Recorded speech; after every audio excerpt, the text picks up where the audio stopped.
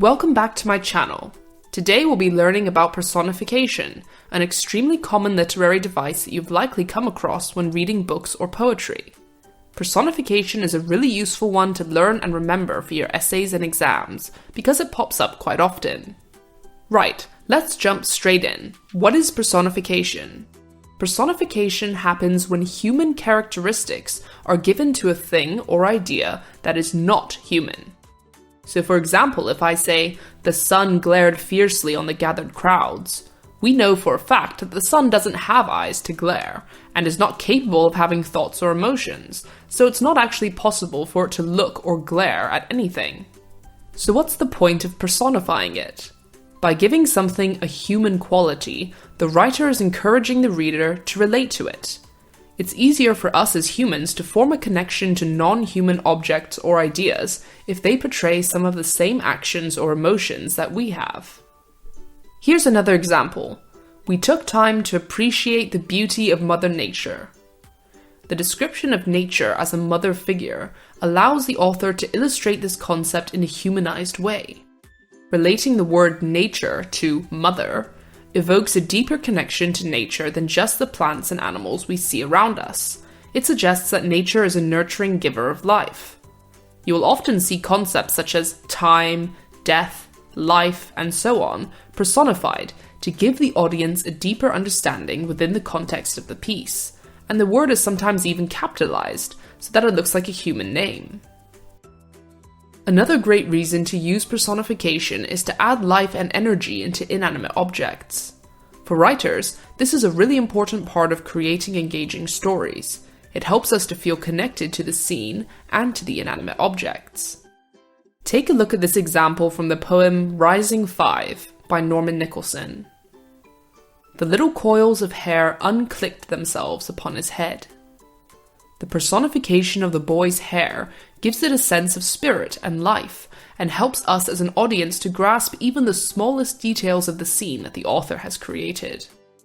If you've learned something from this video so far, please hit the like button, it really helps out the channel.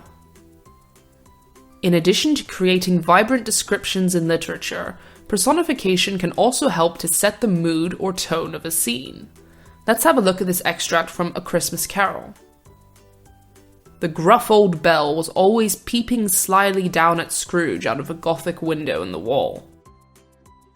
The personification of the bell gives the whole room greater personality and helps us to experience the scene more vividly. However, the words that the author chooses in order to personify an object are also very important because it gives us a strong sense of what it is like to be in that room at that moment. Because Dickens uses words like gruff, peeping, and slyly to personify the bell, the room has an eerie, unsettling atmosphere that sets a tone for the scene. But if we were to substitute those words with happy ones, for instance, the jolly old bell was always glancing cheerily down at Scrooge, the tone of the room and environment would change. So, when personification is used for descriptive purposes, be sure to pay attention to what words are used and how they set the tone for the scene. It will earn you some extra brownie points in your exam. Okay, if you're comfortable with everything we've learned so far, let's take a quick test to make sure you've fully mastered personification. See if you can spot the personification in this extract from Romeo and Juliet, and also if you can tell what the purpose and effect of it is. Is it to give deeper meaning to a concept? Is it to help set the tone of the scene? Is it to add life and energy into inanimate objects, or to create a vibrant description? Make sure to pause the video so you have enough time to think it out. Ready?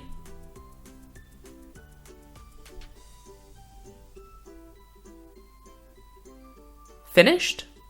Let's have a look at the answers. So first of all, the personified idea in this example is love. Alas, that love, so gentle in his view, should be so tyrannous and rough in proof. Well done if you are able to identify that. But what about the purpose and effect? In this extract, personification is used to give a deeper meaning to the concept of love. Benvolio is saying to Romeo that love seems harmless enough at first, but once you actually experience it, it can lead to sadness and pain. So now that you're an expert at personification, make sure to have a go at finding your own examples in literature. Thanks for watching, everyone! If you enjoyed this video, stay tuned for more content soon to come. See you next time!